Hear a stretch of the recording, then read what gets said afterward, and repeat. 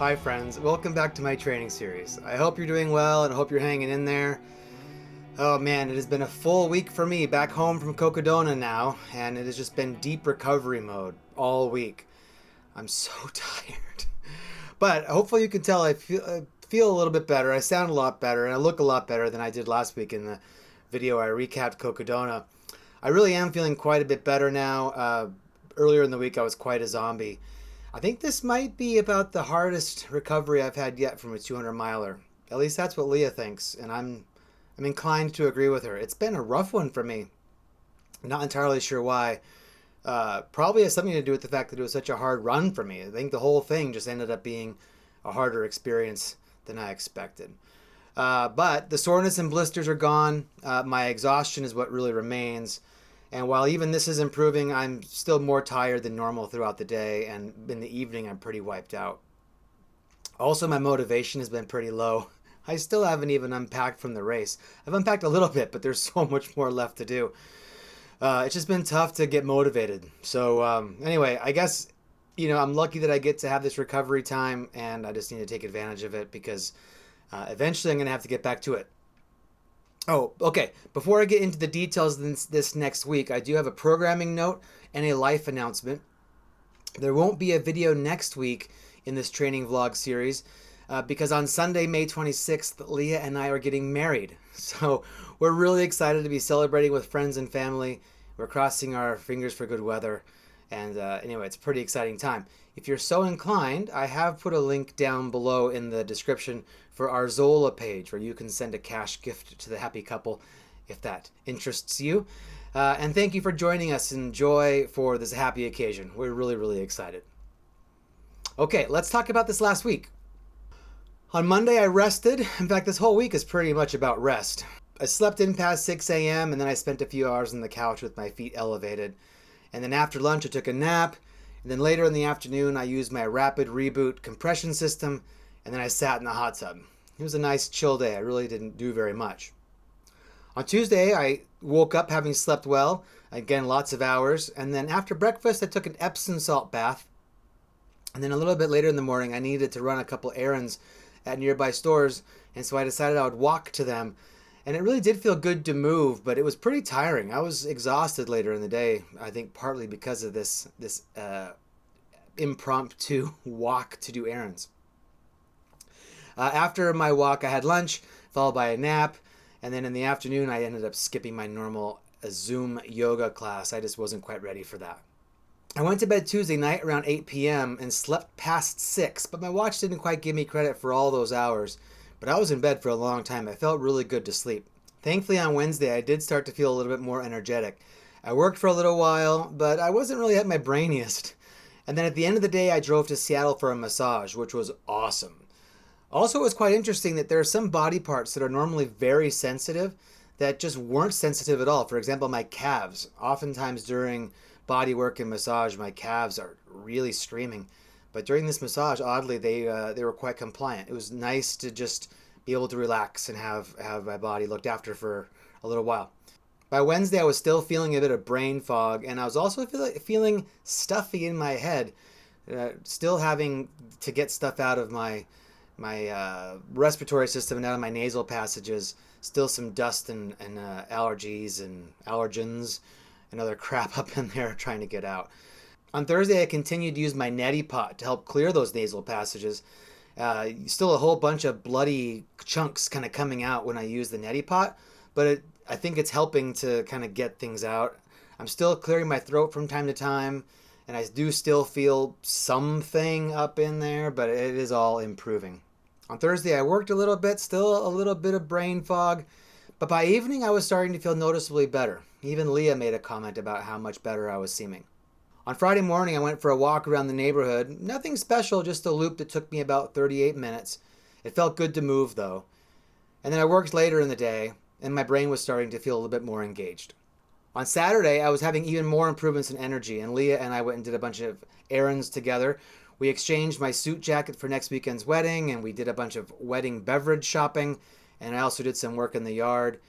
And so I was starting to feel a bit more energy, and my feet are feeling improvements too.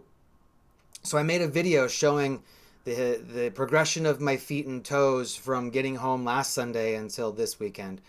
So don't worry, it's very opt-in. In fact, I created a whole new membership tier just for toe fans. So if you're interested in seeing the state of my toes, you won't accidentally be shown to you. So it's definitely opt-in. Finally, on Sunday, I was assigned another walk. So again, I went into the neighborhood for sort of a non-specific route, just walked around and spent about 38 minutes out there, and it felt good to move. Overall, just exhaustion is my main feeling. I'm just so tired. I feel like I'm probably eating a bunch more than normal, but maybe I should be eating more to try to get back some of the energy that I'm trying to collect.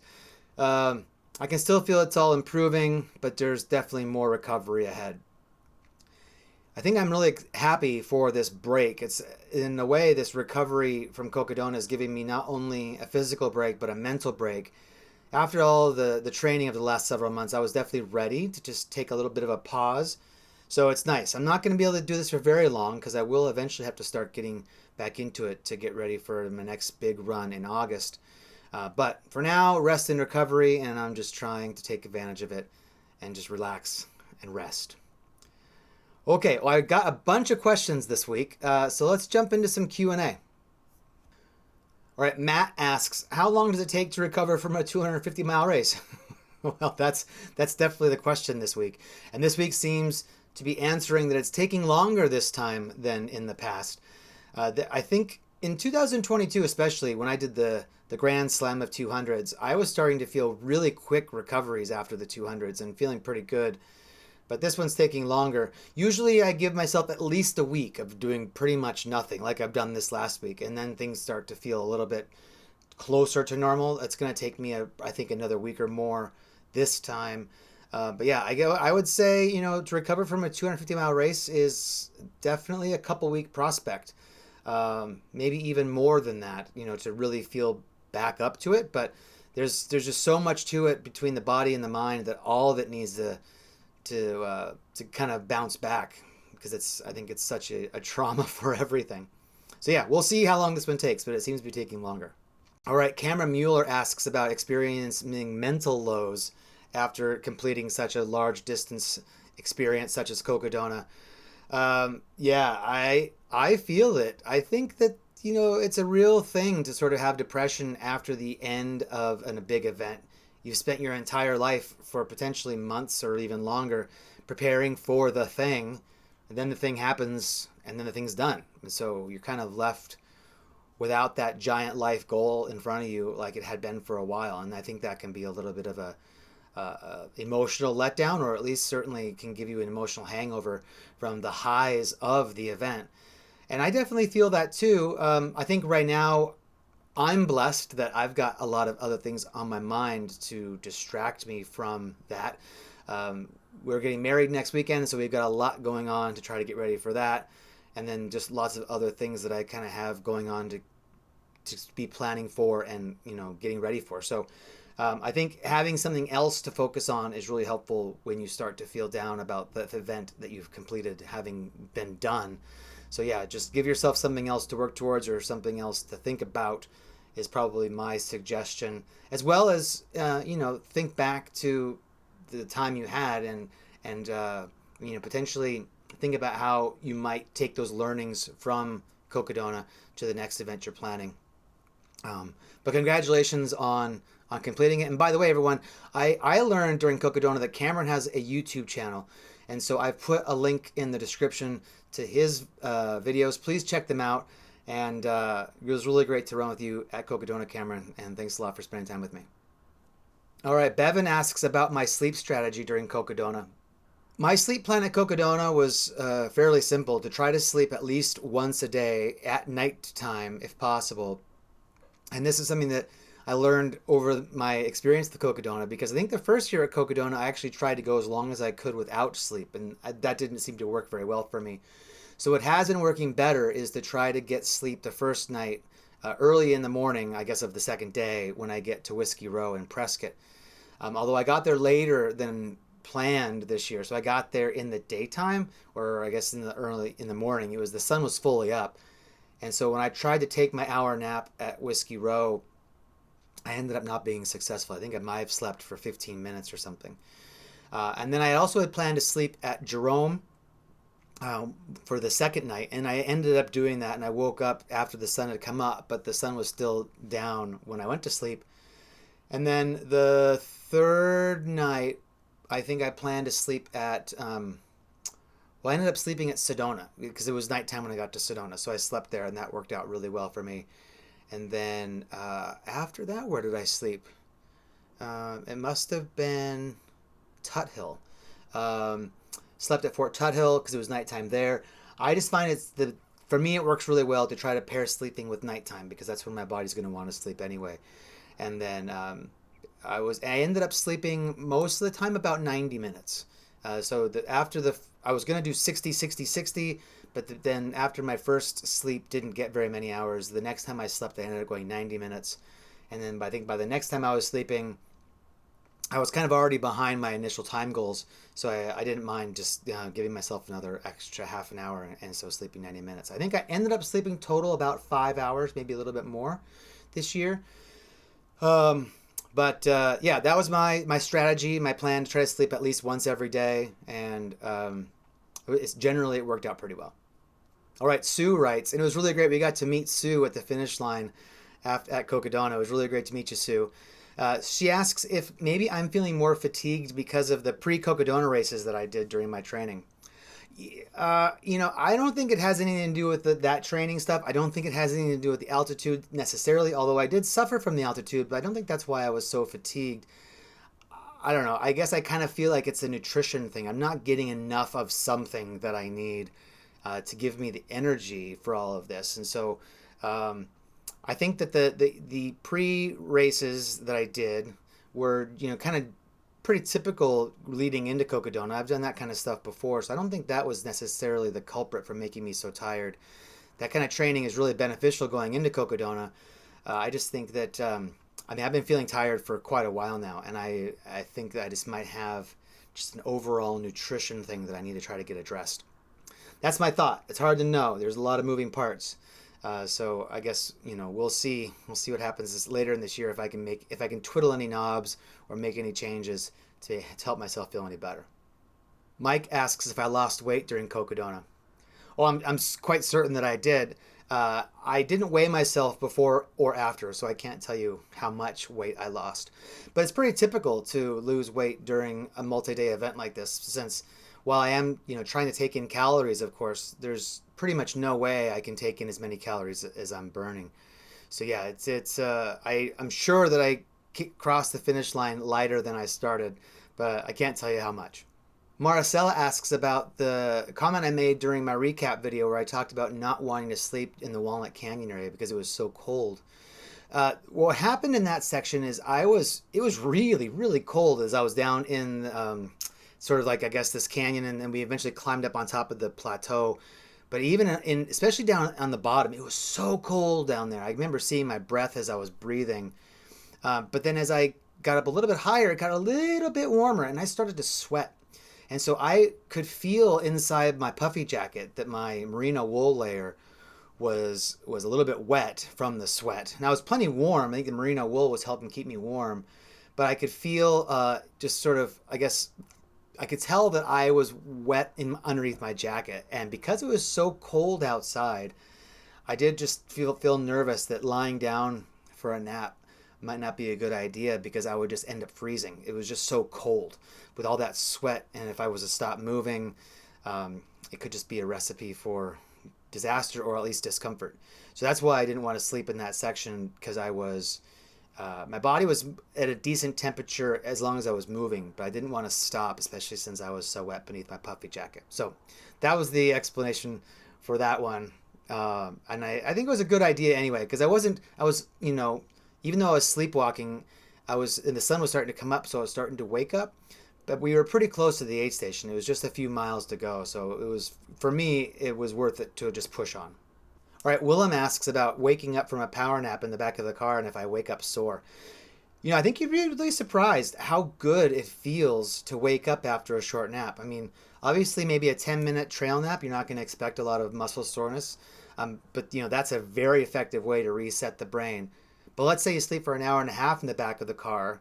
Yeah, it's going to feel really good on the mind. It's going to feel good on the body too, surprisingly. And I generally, during the race, don't feel very sore getting up out of bed and getting back on my feet. So no, there's not very much of that. I think there have been times I can remember leaving an aid station during Bigfoot where I'd been sitting for a while eating, and as I was getting back out onto the course, my muscles were pretty stiff, and I was walking very stiffly. But I think generally, I find during these naps, I wake up feeling incredible, not sore at all.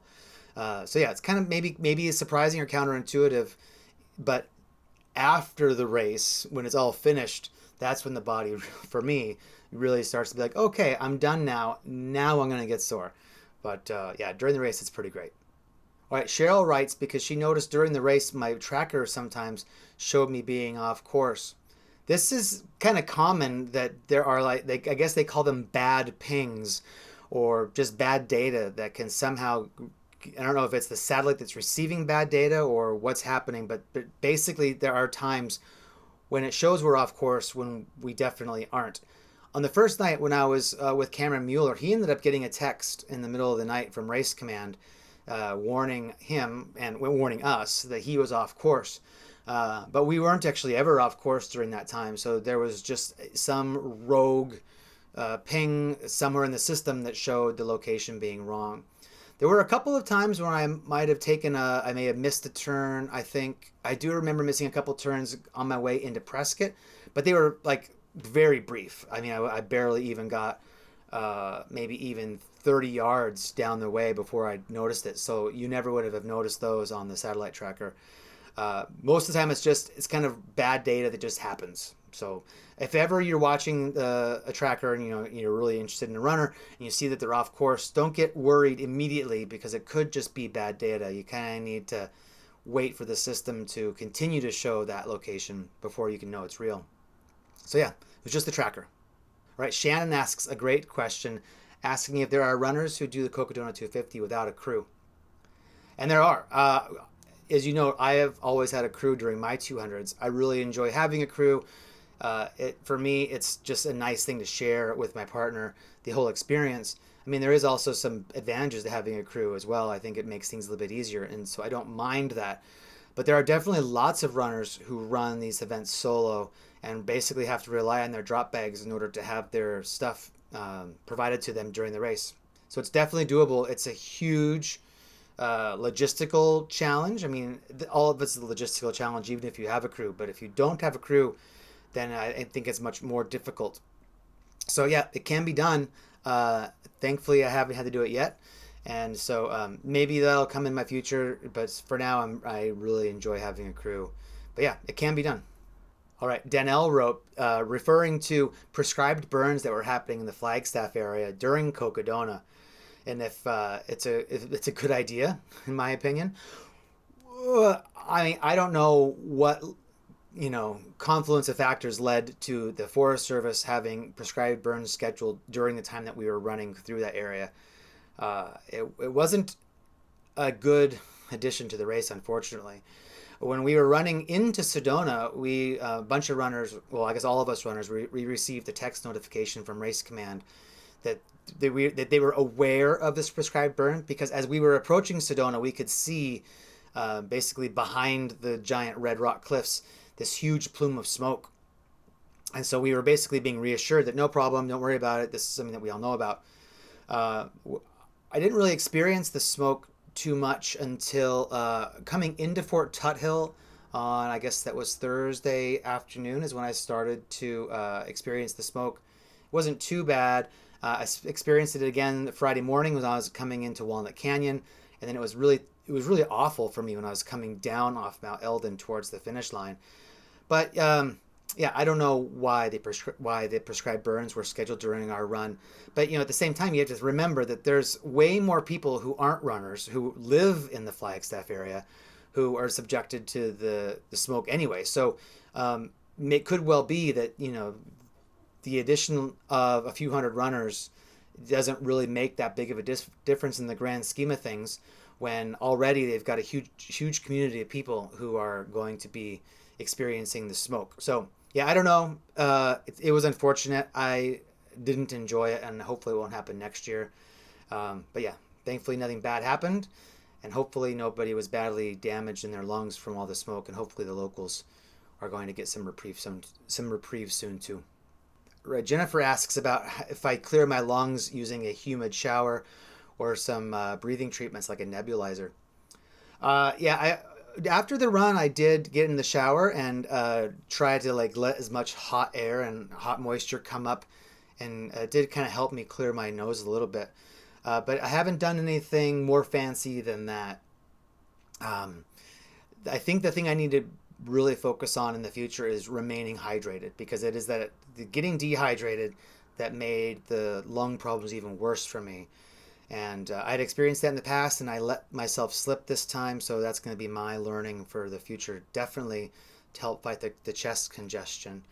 But yeah, I think also in the future I'm going to try to remember to keep Mucinex nearby, because in the past I remember that was something that we have used and can help. That might be as fancy as it's going to get. So yeah, great question. And I think that there's just so many ways that different people can battle these things that it's good to know about all the options. Another medical related question, Kathleen asks if I include any blood work or lab testing when I'm trying to do my recovery regime and get back into training. Not generally. However, because of my low energy, I did have a conversation with my coach this week. And so we were just discussing lab work and what might be different in my results. And so I have scheduled for next week a doctor's appointment to get my blood drawn and have my doctor take a look at that. And I'm going to send the information along to my coach as well. But generally, besides this particular time where I'm just feeling abnormally tired, I just sort of roll with it and then get back into training as things feel right in the body. So hopefully these results end up showing some normal results. We'll see. So yeah, I'll keep you guys up to date with what I learn. But yeah, generally, I guess in the past, aside from this time, we just kind of play it by ear. All right, you might have noticed that my Training Peaks schedule this week refers to treats. I think this is just my coach suggesting I need to eat a lot and reward myself through food for this gigantic, accomplishment. So there's nothing special. In fact, one of the things I struggle with is what to eat, only because I don't feel like anyway that I have a lot of favorite things that I want to reward myself with. But yeah, this week is just about rest and replenishment through eating. So treats. All right, Patrick asks if I can elaborate on my arm tattoos and if I plan to get one for this year's run. And then he asks, as well as Becky also asks, if I'm planning to go back to Cocodona in 2025. All right, well, these arm tattoos are something that I started, I guess, a couple years ago. And most of them are 200s. And then I have a couple hundreds as well as a couple smaller runs that I created. One of my first self-created adventures is on here. And basically, I just use my GPX file from my watch and I turn it into a graphic using a website called gpsvisualizer.com. And then using that artwork, I provide that to the tattoo artist.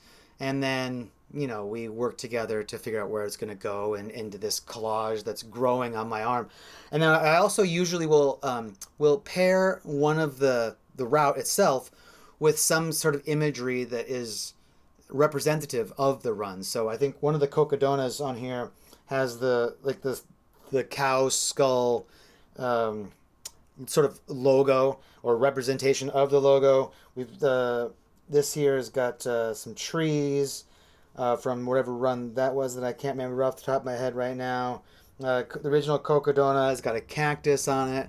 So it's just been a really fun way for me to memorialize these runs on my arm. And yeah, I'm definitely going to get one this year. I think there's a great spot up here on the top above the third year Cocodona. So fourth year Cocodona, I think it's going to go right across the top of my shoulder. And in terms of going back for more in 2025, Leah and I are talking about it.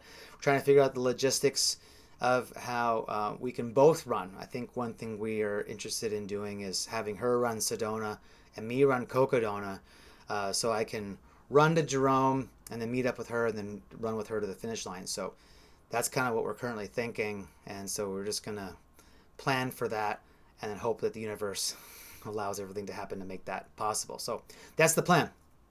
Nathan asks if it's hard to imagine that the winner of Cocodona completes the race in almost half the time that I did.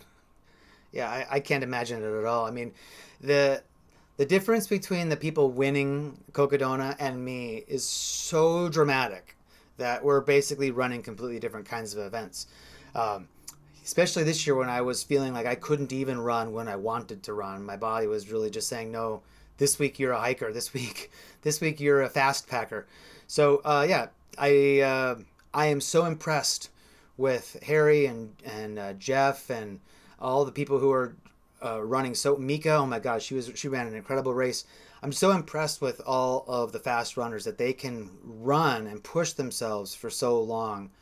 Yeah, it's really amazing. I can't even barely imagine what it must be like for them up there. But yeah, it's very different from in the middle of the pack and the back of the pack for sure. Yeah, it's hard to imagine. All right, Scott says he'd like to hear a little bit about the cruise experience. This is a whole possible like videos worth of topics. You know, if there are people who have specific crewing related questions, might be good if we can collect some specific questions together, or maybe we can get a crew video together with Leah. But in terms of how this most recent thing went, I'll give you a couple generalities. In the week leading up to the race, Leah doesn't have to do too much, although she does read the runner's guide. It's really important. In fact, she emphasized when I asked her about this that the crews really understand the rules of the race. And so even though she's done Cocodona now 4 times like I have, and she really understands the thing, she does still read the runner's guide to make sure she's knows what the most up-to-date rules are. Because it can be really frustrating when other crews aren't following the rules. And it sounds like that was the case for some crews that were not quite doing things the right way.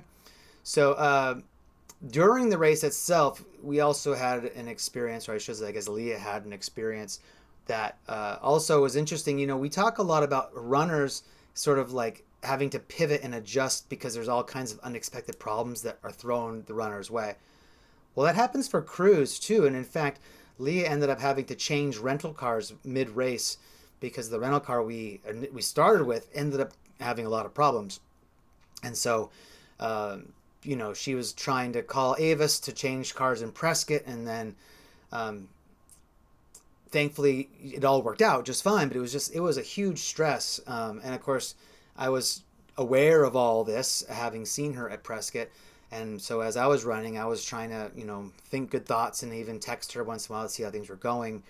So yeah, there can be all kinds of problems that the crews can have that need to be at least considered as a possibility. In fact, I think Leah even told me that 2 different crews had flat tires on their way to or from Crown King. So, you know, there's trouble for everyone in these things, and everyone's going to have to be prepared for the possibilities. Yeah, so anyway, Cocodona is a difficult race to crew, and Leah did this one by herself this year. And so one thing that we did was, for other reasons, she ended up skipping the Mingus Mountain aid station, but that ended up giving her more time to sleep, which is, I think, a nice benefit for later in the race. She didn't, having that sleep earlier made a little bit of the later race a little bit better.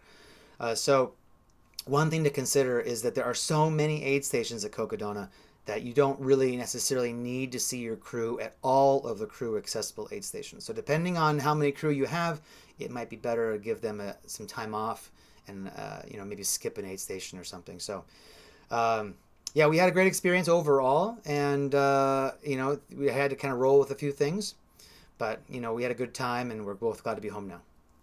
All right, this commenter needs to get a good treadmill and is looking at a Nordic Track one and wondering what I have. My treadmill is also a Nordic Track. I have the commercial X22i. And I think the 22 refers to the size of the screen. This is one of the incline trainers that goes up to 45 degrees. Yeah, it's a great thing. I really do like it. I'm not going to say I love it, only because these Nordic Track treadmills do require an iFit membership, and it's a lot of money for a feature that I don't find very helpful.